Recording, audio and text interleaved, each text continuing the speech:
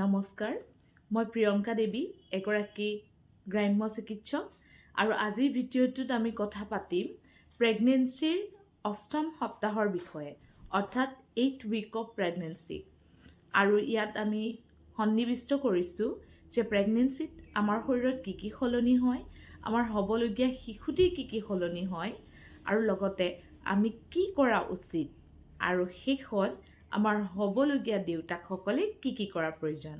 তেতিয়াহ'লে আহক পলম নকৰি ভিডিঅ'টো আৰম্ভ কৰোঁ। ইতিমধ্যে আমাৰ 8 নম্বৰ সপ্তাহ, যেতিয়া আমাৰ বৰ্তমানলৈকে আমাৰ 2 মাহ সম্পূৰ্ণ হোৱা নাই, আৰু এই সময়খিনিত আমাৰ শৰীৰত তেজৰ ভলিউমটো বাঢ়ি যায়। অৰ্থাৎ তেজৰ দুটা কম্পনেণ্ট, এটা হৈছে প্লাজমা, যিটো একেবাৰে তৰল এটা কম্পনেণ্ট, আৰু এটা হৈছে RBC, যিটো কোৱা হয় ৰেড ব্লাড চেল। এই দুইটাই আমাৰ শৰীৰত বাঢ়ি যায়।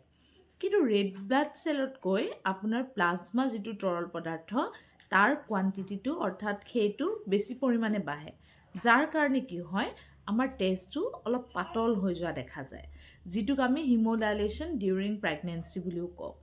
আৰু তাৰ বাবে আমাৰ শৰীৰত কি হয়, হিমোগ্ল'বিনৰ মাত্ৰাটো কমি যায়।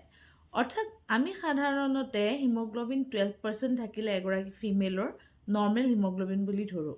কিন্তু প্ৰেগনেন্সি টাইমত যদি হিমোগ্ল'বিনটো 11%ও থাকে, আমি তাক সুস্থ এগৰাকী মানুহৰ হিমোগ্ল'বিন পাৰ্চেণ্ট বুলি ধৰোঁ।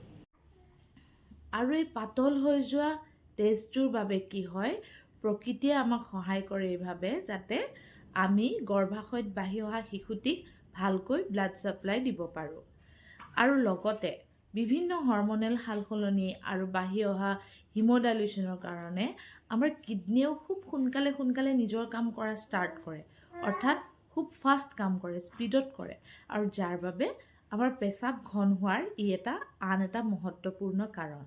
যিহেতু আমি জানো যে প্ৰথম কাৰণটো হৈছে কি, যে আমাৰ ইউটেৰাছটো অৰ্থাৎ গৰ্ভাশয়টো ডাঙৰ হোৱাৰ লগে লগে তাৰ প্ৰেছাৰটো আমাৰ মূত্ৰাশয়ৰ ওপৰত পৰে, যিটো মূত্ৰাশয় অৰ্থাৎ য'ত আমাৰ পেচাবটো ষ্ট'ৰ হৈ থাকে পেচাব হোৱাৰ আগতে, সেই মূত্ৰাশয়ৰ ওপৰতে আমাৰ যিটো গৰ্ভাশয় আছে তাৰ চাইজটো ডাঙৰ হৈ মূত্ৰাশয়ৰ ওপৰত প্ৰেছাৰ পৰাৰ বাবে আমাৰ ফ্ৰিকুৱেঞ্চিটো, অৰ্থাৎ আমি কেইবাৰ যাওঁ, কিমান সঘনাই পেচাব কৰিব যাওঁ, সেইটো বাঢ়ি যায়। ফ্ৰিকুৱেঞ্চিটো বাঢ়ি যোৱাৰ বাবে আমাৰ 8 সপ্তাহৰ পিছৰ পৰাই আমাৰ পেচাবৰ পৰিমাণটো, পেচাবৰ ফ্ৰিকুৱেঞ্চিটো, ঘনত্বটো আমাৰ বাঢ়ি যায়, আৰু আমি বাৰে পেচাব কৰিব যাবলগীয়া হয়। আৰু লগতে প্ৰজেষ্টেৰন হৰমন, যিটো নেকি খুবেই ইম্পৰ্টেণ্ট এটা হৰমন প্ৰেগনেন্সিৰ সময়ত, এই হৰমনটো বাঢ়ি অহাৰ কাৰণে আমাৰ শৰীৰত কি হয়, এটা নৰ্মেল টেম্পাৰেচাৰ, অৰ্থাৎ আমাৰ যিটো শৰীৰৰ নৰ্মেল তাপমাত্ৰা, তাতকৈ অকণমান বেছি আমি পাওঁ। অৰ্থাৎ আমাৰ গাটো যদি কোনোবাই চুইছে, অকণমান গৰম লাগে। আৰু এইটো খুবেই সাধাৰণ কথা, প্ৰেগনেন্সিত এইটো হয়। গতিকে কেতিয়াবা আমাৰ কি হয়, যে আমাৰ গাটোৰ অলপ তাপটো বেছি হৈছে, পেচাবটো ঘনাই হৈছে, আমি কেতিয়াবা কনফিউজ হৈ যাওঁ যে এইটো আমাৰ UTI নেকি, অৰ্থাৎ ইউৰিনেৰী ট্ৰেক ইনফেকশ্যন বা পেচাবৰ ইনফেকশ্যন হৈছে নেকি আমি এইটো কথাত ভয় খাওঁ।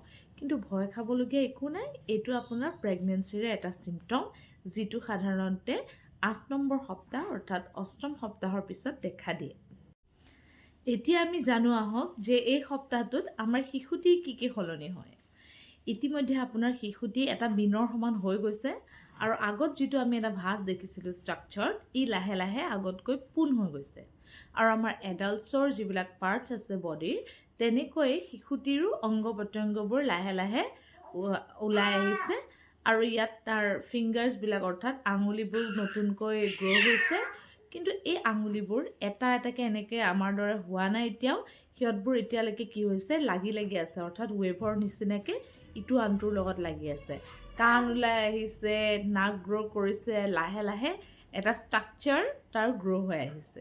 যিহেতু মই ইতিমধ্যে ক'লোঁ যে আমাৰ অষ্টম সপ্তাহৰ পৰা আমাৰ পেচাবৰ ফ্ৰিকুৱেঞ্চিটো বাঢ়ি যায়, অৰ্থাৎ আমি ঘনাই পেচাব কৰিব যাবলগীয়া হয়। কিন্তু তাৰ অৰ্থ এইটো নহয় যে আপুনি তৰল পদাৰ্থ বা পানীয় জাতীয় বস্তুৰ সেৱনটো কমাই দিব।